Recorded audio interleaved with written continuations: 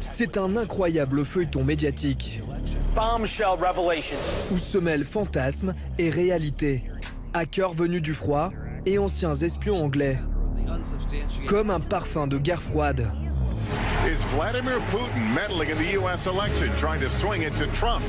Au cœur de cette affaire, une question. La Russie aurait-elle fait basculer l'élection présidentielle américaine et fait élire Donald Trump? The Russian government has engaged in espionage against Americans. De New York à Washington, en passant par la campagne anglaise, cette semaine, le Tube vous plonge dans un film d'espionnage bien réel.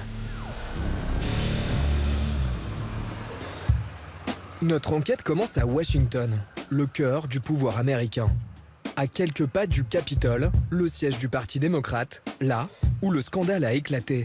C'était il y a plus de 6 mois, le 14 juin 2016. Russian hackers have found a way to access the Democratic National Committee's computer network. A security firm called in by Democrats named CrowdStrike says there were 2 separate groups of Russian hackers that got in and then collaborated with each other.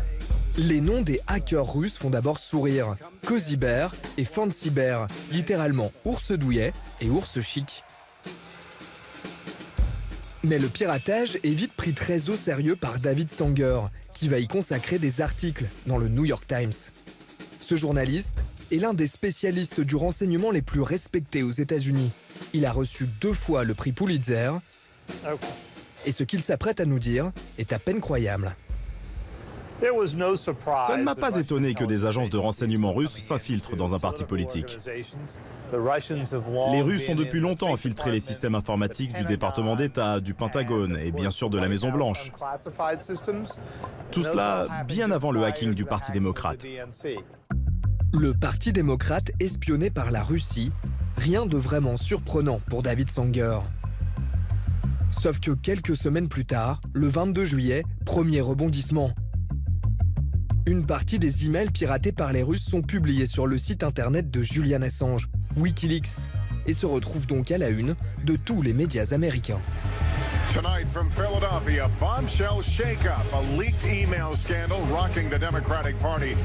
Une tempête médiatique au pire moment pour Hillary Clinton, alors qu'elle doit rassembler les anciens partisans de Bernie Sanders autour d'elle. À New York, nous avons rendez-vous avec Louise Matsakis. Elle a couvert toute cette affaire pour le site d'actualité américain Mashable.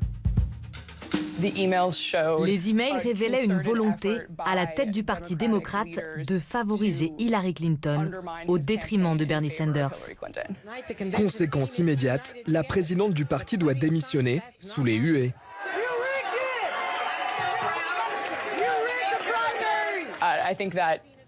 Je pense que du coup, ça a dissuadé certains supporters de Bernie Sanders de soutenir Hillary Clinton. Mais ça ne s'arrête pas là. Les emails piratés vont poursuivre Hillary Clinton pendant toute sa campagne. Tout en niant avoir obtenu les documents de la part des Russes, Wikileaks distille les révélations sur la candidate démocrate, jour après jour. Le plus dévastateur dans ces emails, de mon point de vue, c'est ce qui touchait à la relation d'Hillary Clinton avec la presse. Il est difficile, après avoir vu ces emails, de ne pas se dire qu'elle bénéficiait d'un traitement de faveur de la part de certains journalistes.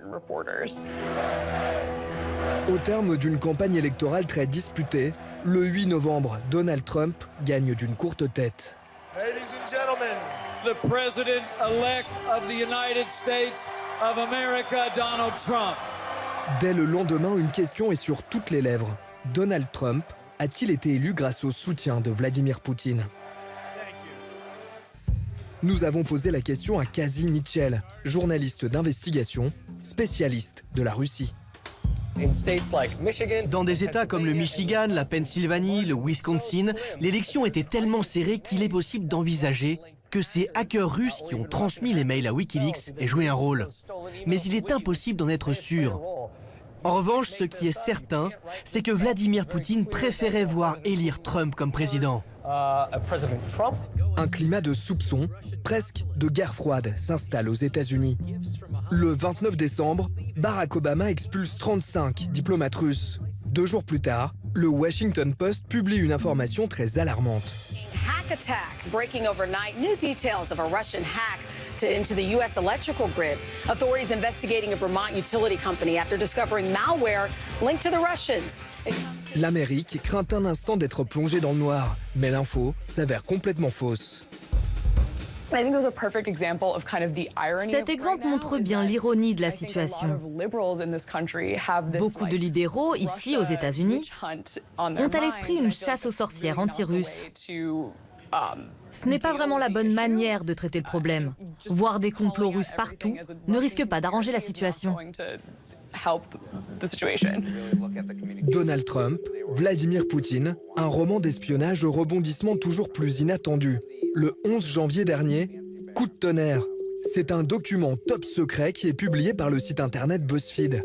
Un mémo de 35 pages qui prouvera les liens coupables entre Donald Trump et les services secrets russes. Tani Maxwell, journaliste politique pour le site Business Insider, reste sceptique.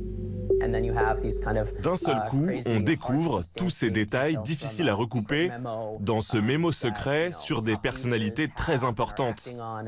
On ne sait pas si c'est vrai. C'est digne d'un film d'espionnage. C'est surréaliste. Le site BuzzFeed est le seul à avoir publié ce mémo qui circulait pourtant déjà depuis plusieurs mois parmi les journalistes les mieux informés de Washington. Vous connaissiez ce mémo? Oui. Alors, pourquoi le New York Times ne l'a-t-il pas publié? Parce qu'on ne pouvait recouper aucune des informations qu'il contenait. Nous ne publions que des informations recoupées. Ce mémo explosif dont tous les médias ont parlé a été rédigé par un ancien espion anglais qui travaillait auparavant pour le MI6. Christopher Steele est soudainement devenu célèbre ce 12 janvier, quand son identité et cette vidéo de lui ont été révélées par la presse anglaise. Nous sommes partis à sa recherche. À 1 heure de route de Londres, nous voici en pleine campagne anglaise, où il possède 7 maisons. Ses voisins n'en reviennent toujours pas. Vous saviez que votre voisin était un espion? Non, je ne savais pas qu'il travaillait pour les services secrets. Christopher Steele? Celui qui est en fuite? Il a une maison juste à côté? Je ne savais même pas. Nous décidons de frapper à la porte de la maison de l'ancien espion. Il n'y a personne. En repartant, nous croisons cette femme, qui n'est autre que la mère de Christopher Steele. C'est ma maison, allez-vous-en! Il vit ici? Allez-vous-en ou j'appelle la police! Depuis ce 11 janvier, Christopher Steele a décidé de s'effacer, de disparaître de la circulation. Mais il lui sera difficile d'échapper très longtemps à la traque des services secrets américains et russes.